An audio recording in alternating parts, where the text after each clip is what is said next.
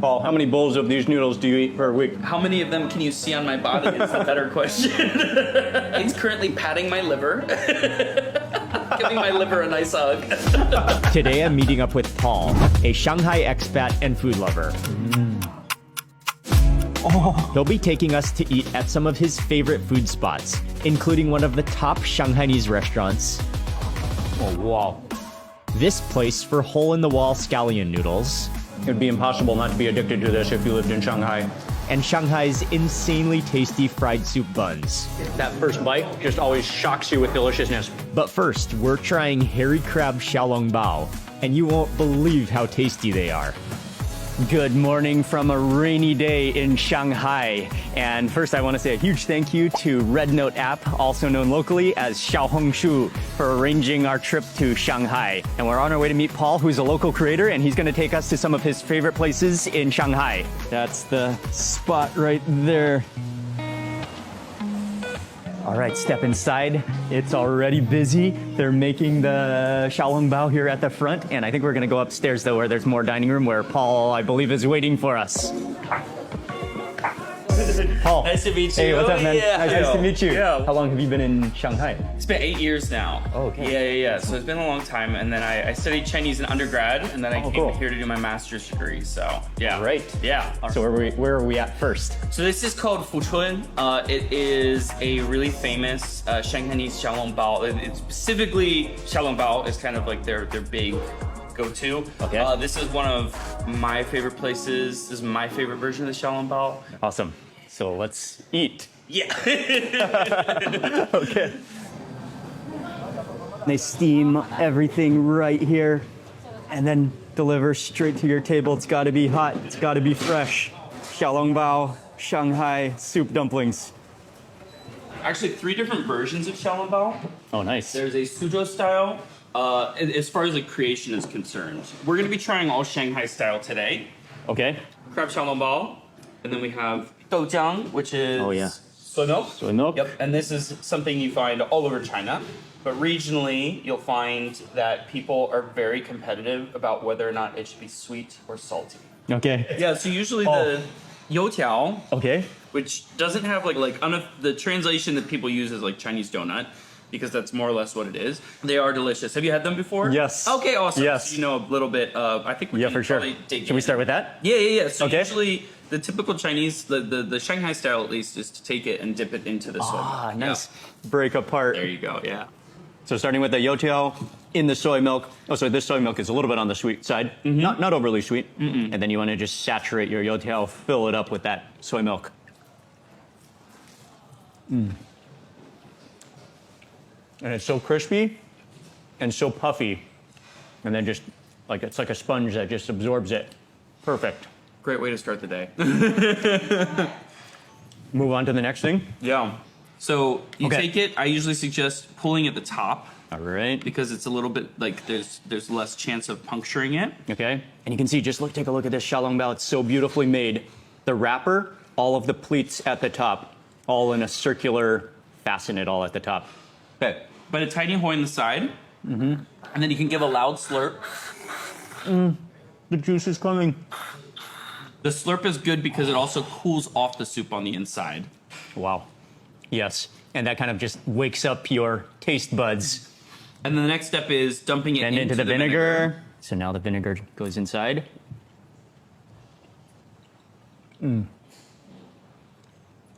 Wow. It's so good. More juice comes out. Like the wrapper is perfectly kind of gummy and cooked. Like pork meatball in the center just gushes with juice, and the contrast of the vinegar with the richness of the pork fat. Yeah, Amazing. The vinegar with the soup, like the soup dumpling, was really what the game changer was for me as well. When you can get the vinegar to like pool inside there and mix with the flavors, it's so good. Oh, wow. Yeah. You could eat that all day long. Shanghai soup dumplings. So over here we have another style of soup dumpling. Shanghai is quite famous for dajiaxie, which are hairy crabs. Yes. And hairy crabs have this like amazing, really delicious flavor, and also this kind of like yellowish roe, which is what you'll see kind of like decorating this to kind of help distinguish it from. So that's how you know it's filled with hairy crab, because of that little yellow roe at the top? Exactly. Okay, great. So then same process. Same process here. You gotta grab your dumpling drip pan. Soup. Let's drink the soup. Oh wow. Oh, immediately like that burst of the crab roe in there. Oh, a whole nother dimension of flavor into the vinegar.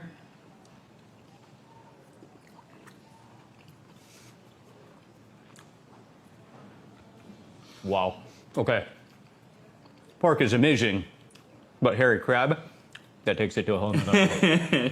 The hairy crab is where it's at. That's why people are just go crazy for hairy crab in Shanghai. It has such a like complexity of flavor with and it's distinct too. Yeah. Like almost like this like yolky complexity. That's I was actually just thinking, I was like, how would you describe that? And it is very much that, which is not something it's like you typically associate with crab, right? Yeah.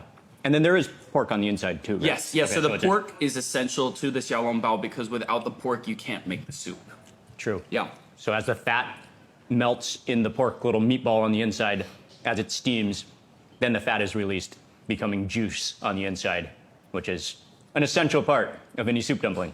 We can start with this one. So basically, this is originally like an English dish, which is a copy of a German dish, which is like a schnitzel, right?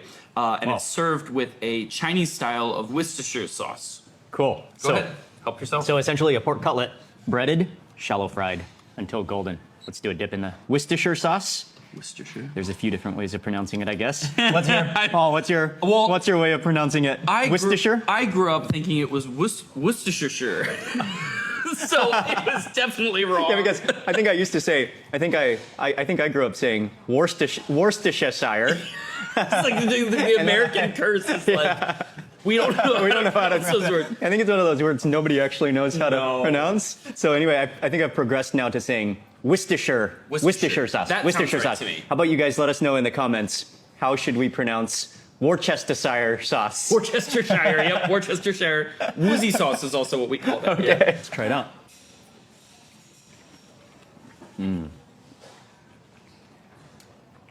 Simple, tender pork, crispy exterior, good, and delicious with the sauce. The Worcestershire sauce is perfect for contrasting the deep friedness, I guess. China really knows how to do pork. Oh yeah, Very into pork. and without they a know how doubt. to do it. Without a doubt. And then what do we have over there, Paul? This is actually also a newer dish for me. This is basically a deep fried leaf. A perilla leaf. Oh yeah, perilla leaf, okay. And you can see it's just lightly battered and then fried, I guess? Yep. Okay. Wow. That is ultra crispy. Super crispy. And then like paper thin, and then you taste the flavor of the oil, the flavor of that light batter, and then just the leafiness of it. It's a total crispy leaf. Okay, cool. So we are off to an incredible start, and we still have a lot more food to go.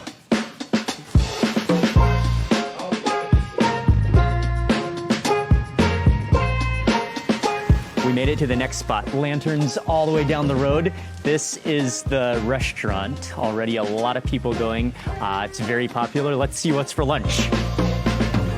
So Paul, where are we? So this is Kongyiji. It's in Shanghai, the oldest part of Shanghai. They actually got a very like classic feel here. And what we're gonna be trying here is called zhe cai.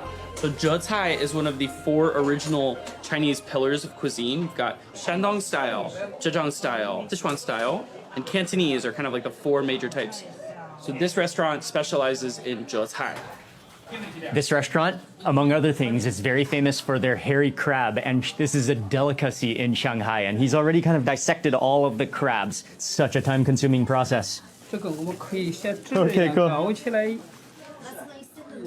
就那个调试。 So because this is a traditional restaurant, they're also very well known for their yellow wine, local yellow wine.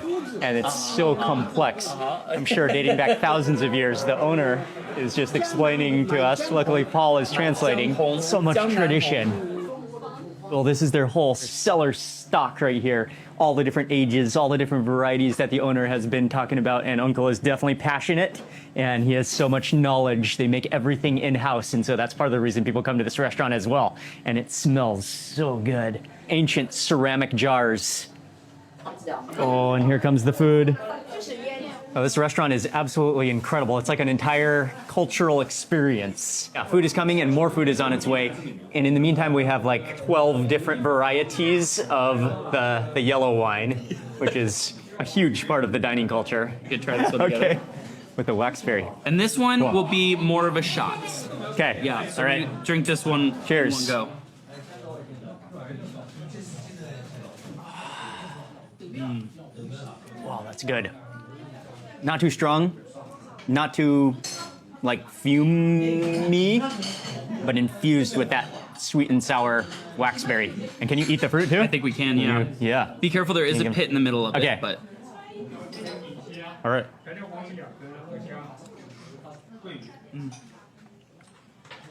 Oh yeah.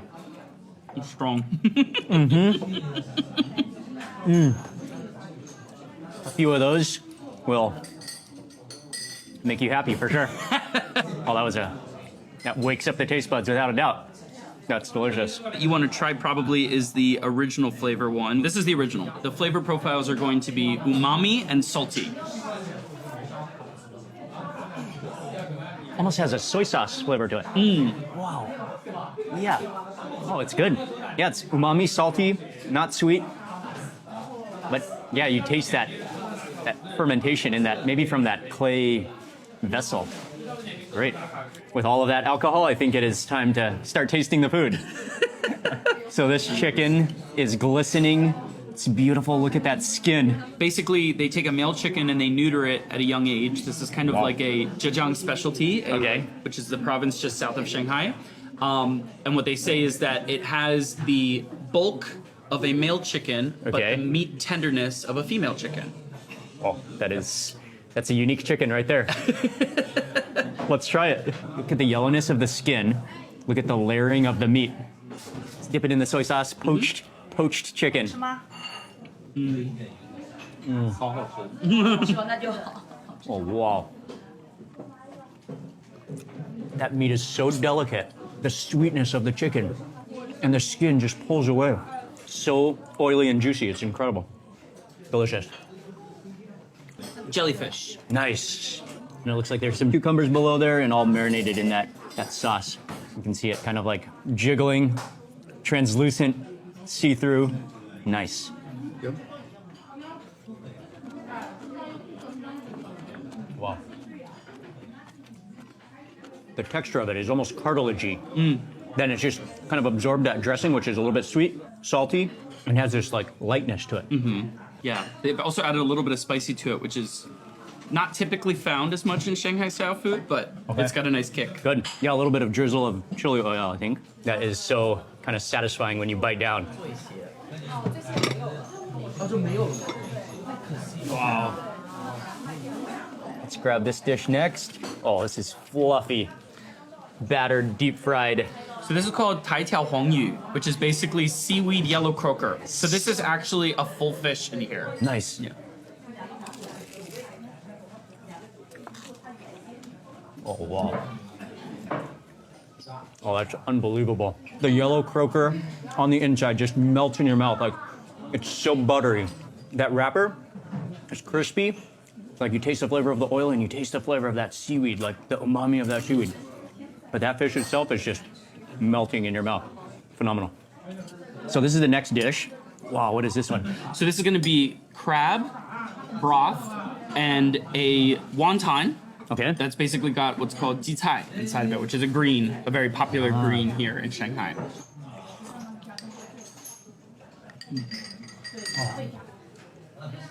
Wow. That is so delicate, so refined. The flavor of that hairy crab. Again, that kind of yolky oiliness, richness. Those tiny little dumplings that have that vegetable little pocket to contrast the richness, but it's so flavorful. So good. Yeah. That soup is incredible. This dish is pork belly, which is called like wuhua rou, basically like 5-layer pork. Nice. So you can see the whole formation with the skin, fat facing up, so it's just glistening. And you can tell that all the fat has just reabsorbed back into the pickled greens. Okay, let's go in. Go for it. We're ready for the pull out. the reveal. Oh, look at the layers of that. Oh, that's unbelievable.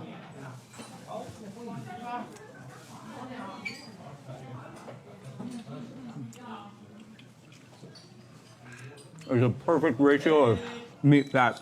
It's not overly sweet, but you taste those Chinese braising spices in there, and then yeah, that salty preserved greens, which I want to grab some, yeah, for sure.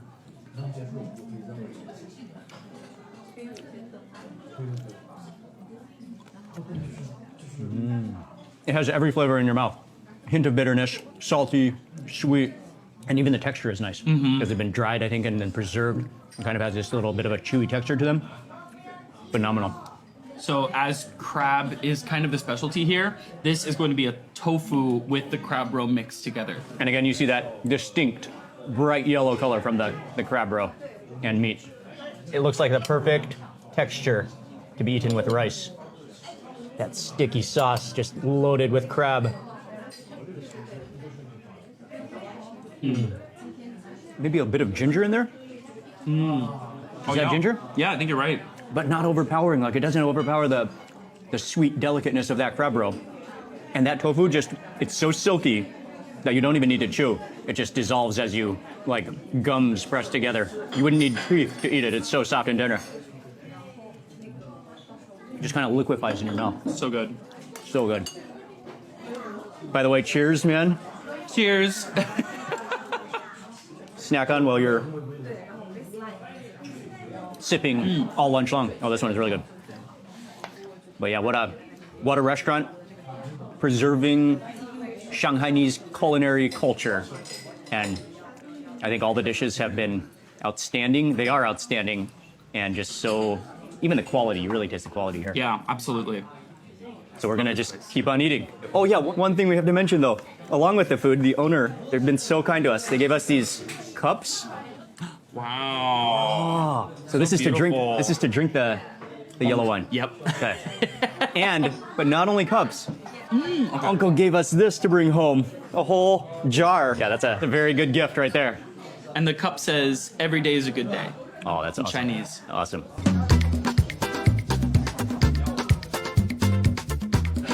So to get to the next place, we're just walking through some of the old alleyways of Shanghai.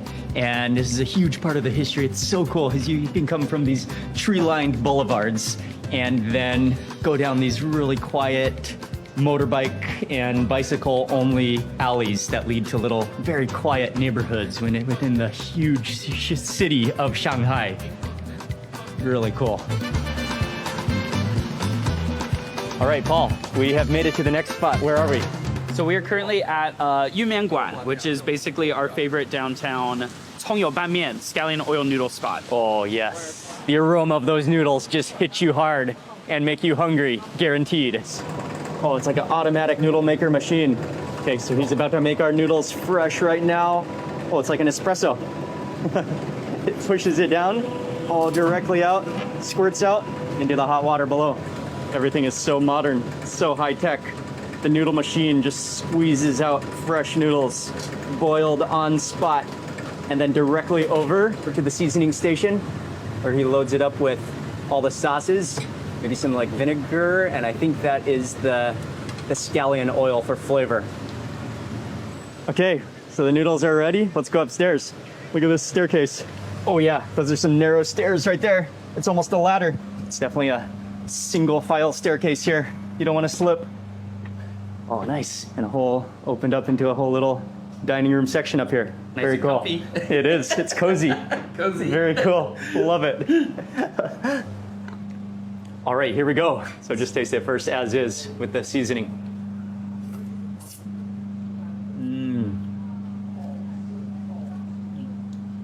Oh, wow.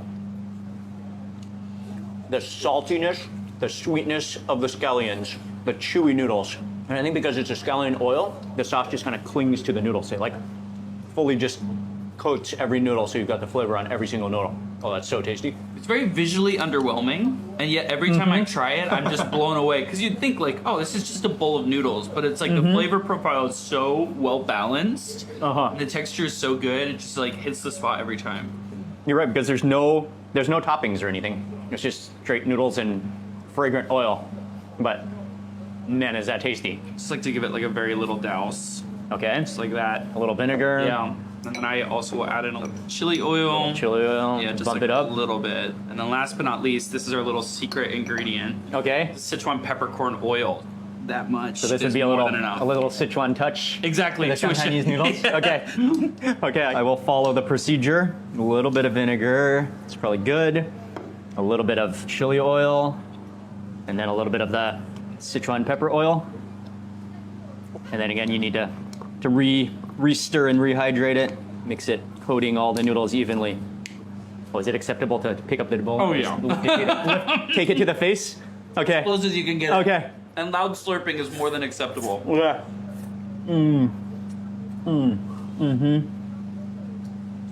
With that seasoning,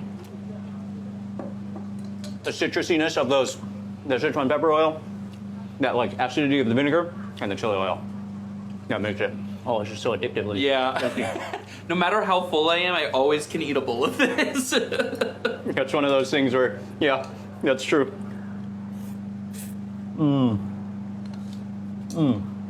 So actually, while we're eating this, I wanted to ask you, Paul, what brought you to Shanghai? Well, so originally I studied Chinese in college, and then I graduated and was like, I would love to use this language in work, and I realized I was not good enough yet at Chinese to use it in a workplace. So I worked at a tourism company for 2 years in Orlando, and then found a master's degree that I could do here in Shanghai.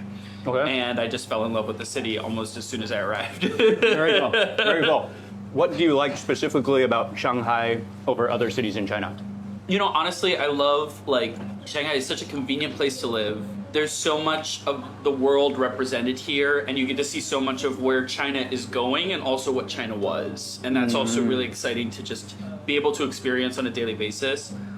It's also just I think the city planning of this place is amazing. And if you want to travel around Asia or China, it's a great launch pad. Very cool. And so what do we have next? This is called fuzhu. So it's basically it translates to bamboo tofu. All right. This bamboo-like texture. Like the bean curd skin? Yes. Is it called? Yeah. Okay. Basically the curd same skin? idea, except this one's kind of collected. Okay. And the very cool. texture's trying to imitate fermented bamboo, which is very popular, especially in the north. Awesome. Yeah. Awesome. So this is kind of a snack to go along? Yes. Texture is really nice. Almost meaty. Then it absorbs that chili oil. A little bit of sourness, vinegar. Almost like a sesame flavor as well, maybe. And it's such an incredible ingredient. All the different bean curds and soybean products. Yeah. Yeah, that's very tasty. And just makes you want to keep on eating. Yeah. Makes me want to take a tofu ad and feel like I just... Definitely. Some tofu company is going to be investing. Tofu is not something you should think of as a bland food. No, It's not something at that all. is totally delicious and can take on whatever flavor you cook it with. And some of my favorite dishes actually involve both tofu and meat together. Yeah. Which is tofu on its own is also some really incredible dishes, but it's just it doesn't need to be seen as this Exactly. yeah, meat's little brother or whatever. Exactly. Yeah, true. Oh, these are so good. So tasty. It'd be impossible not to be addicted to this if you lived in Shanghai. Paul, how many bowls of these noodles do you eat per week? How many of them can you see on my body is the better question. I have one bowl here, one bowl here. There's a bowl of scallion noodles always in your stomach at some point. Yes. The scallion noodles never leave your stomach when you're in Shanghai. It's currently patting my liver, giving my liver a nice hug. Oh, so tasty. Yeah, that's amazing.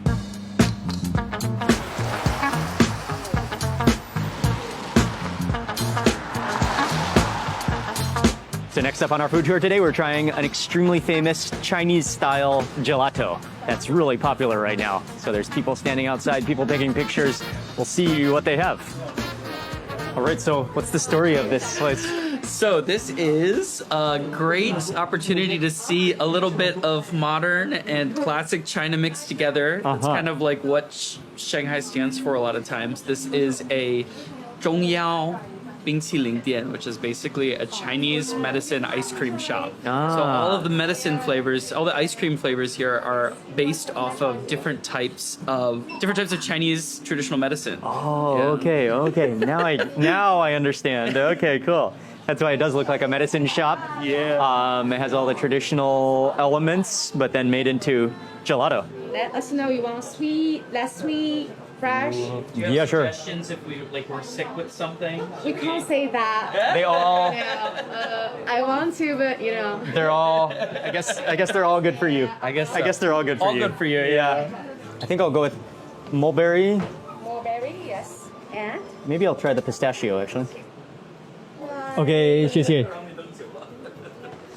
Definitely a lot of unique flavors you won't find elsewhere, with thousands of years of Chinese medicinal history behind it, made into gelato. Yes, which I had completely ignored just for the flavor that I wanted. Yes. All right. Cheers. Mulberry is amazing.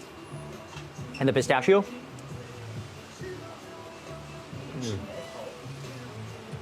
The pistachio has chrysanthemum mixed with it, and she said it would be a little bit bitter as well, which is really good. I think that brings out the flavor of the pistachio. I think what I like is that it's like a combination of medicinal flavors, so it's not only sweet, but there's bitter, there's salty, there's all these natural. It's a little bit Things like, like that. yeah, it's got like that kind of like, because a lot of medicines ultimately are like herbs as well, right? So it's like kind of like herbal flavors in the ice cream in some ways. Yeah, it is good. How's yours? You want to try? All right, sure. I'll try your Persimmon and cheese. Yeah, cheese. persimmon and cheese. Yeah, I didn't know cheese was a medicinal. was Maybe medicinal. not. Yeah, they Oh. might be cutting some corners Maybe here some and there. penicillin. Some penicillin. Maybe, yeah. Oh yeah, It's good, right? yeah, it is. And then the jasmine one is really good as well. This is jasmine and bamboo. Okay.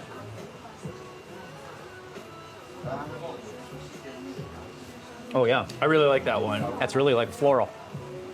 I kind of went with safe options, I guess. Mulberry and pistachio. You don't think persimmon cheese is a safe option? That's so strange. I kept it kind of safe, I guess.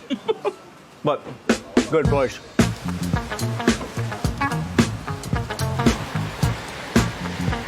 Started rain downpouring again, but we're at the next spot, and we're gonna eat something which is called shajiangbao. Close. 生煎包. Shajiangbao. Yeah, you got it. Yeah.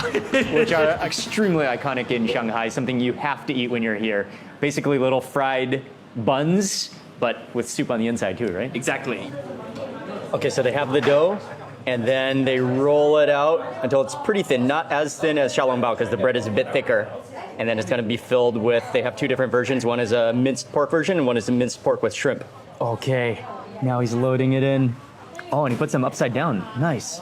Freshly pleated dumplings are now loading into the hot griddle.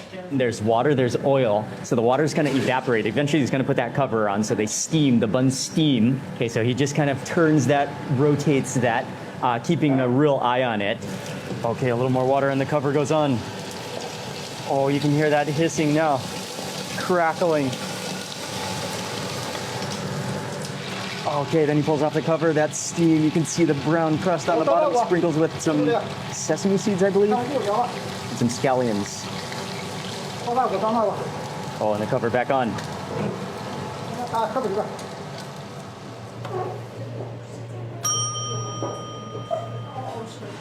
Oh, these are incredible. So tempting, so hot and fresh.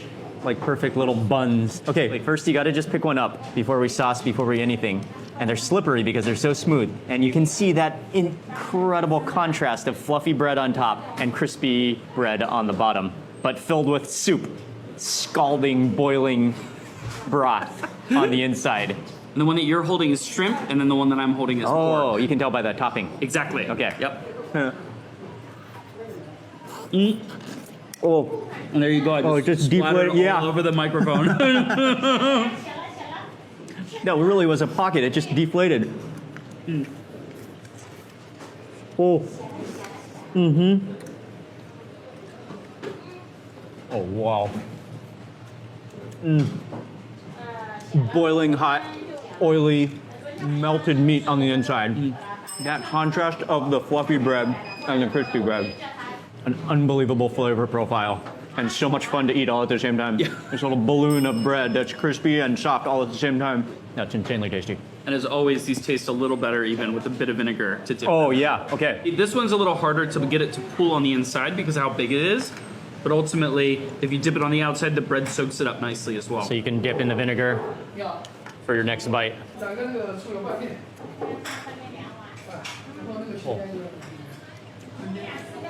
Sensationally good. Look, you won't believe how tasty that is and how perfectly made it is. And it's the same idea as a xiaolongbao, because then that pork meat melts on the inside, creating this perfect bubble of meat juice inside of a balloon of dough. So which one is the normal one? This one, okay. I'll try the normal one now.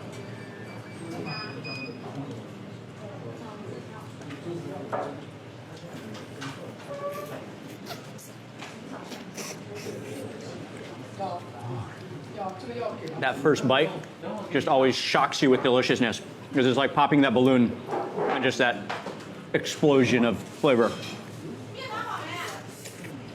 Kind of got to bite and inhale all at the same time to get the full effect. For this one, I'll try a little bit of the chili.